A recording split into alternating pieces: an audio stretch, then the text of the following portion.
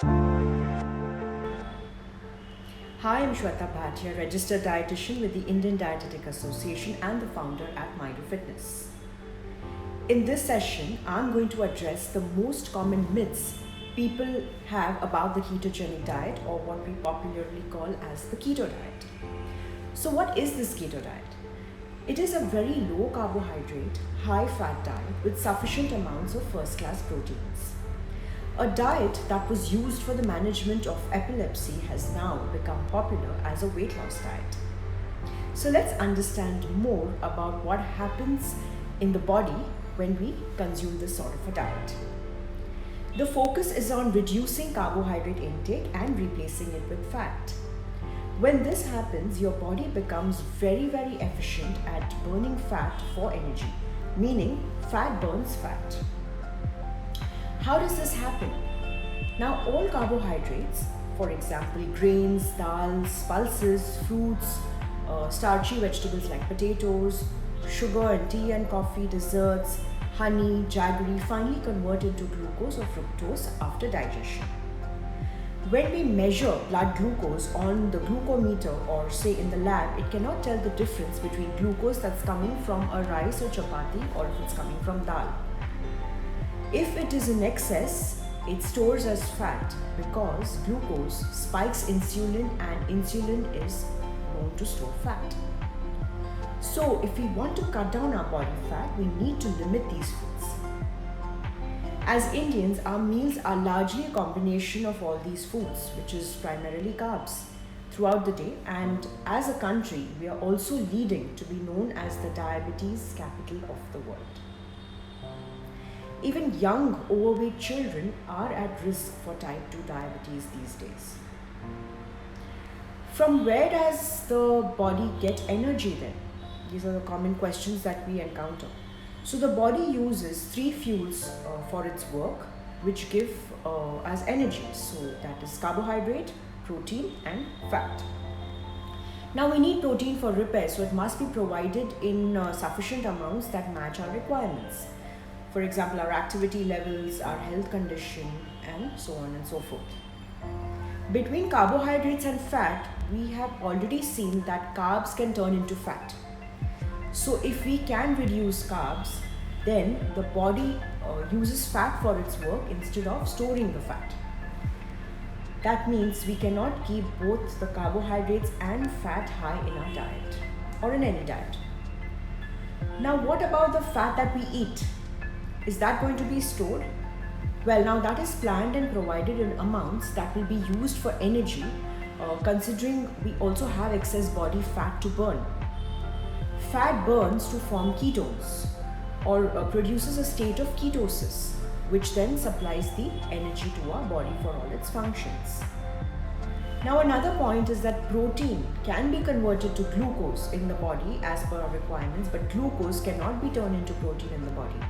So, out of the two, definitely protein is more important and essential. Even some amount of fat can be converted to glucose because, from the structure, we know that the glycerol part of the fatty acid can become glucose.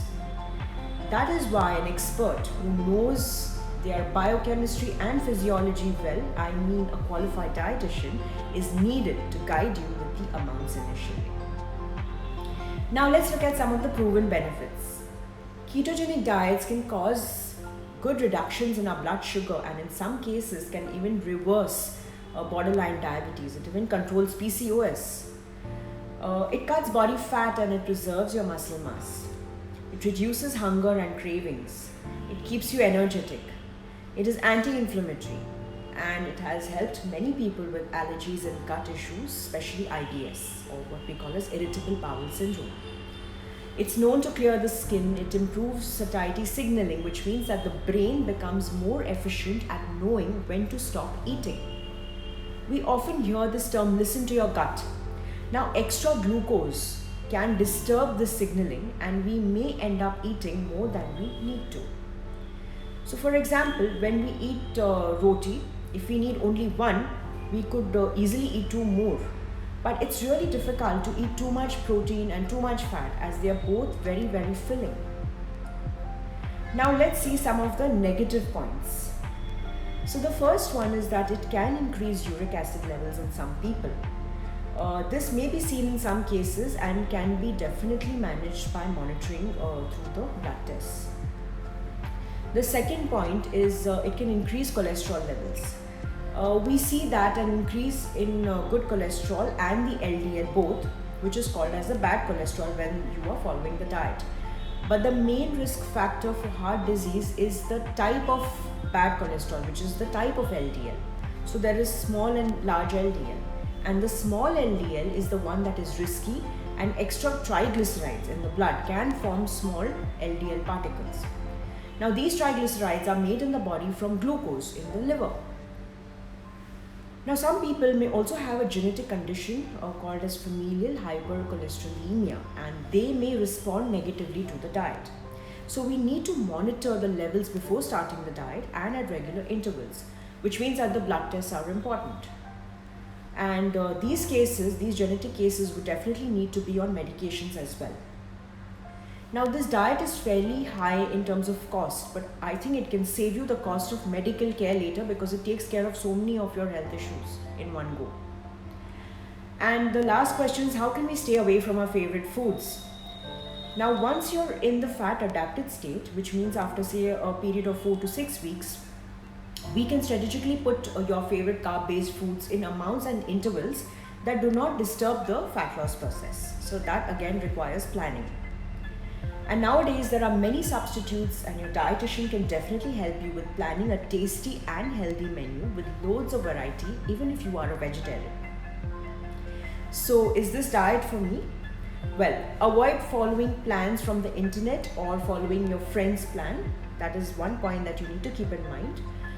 It may help you kickstart the process, but I think a dietitian who can plan the amounts well for you can definitely do the job better. After an assessment, you and the dietitian can take a joint call on how to proceed and which is the best plan suitable for your goals. With this, we come to the end of our session. Hope you found this helpful, and we'll see you next time with another health related topic.